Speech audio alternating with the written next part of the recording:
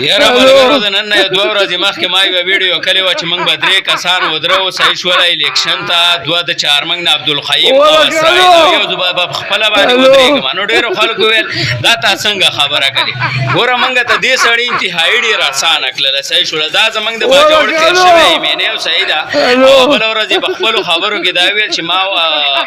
راحت الله په شریکه باندې 15,000 روټ اخیستې یعنې زما په پي کې 22 کې عیسی شټرې صحیح شو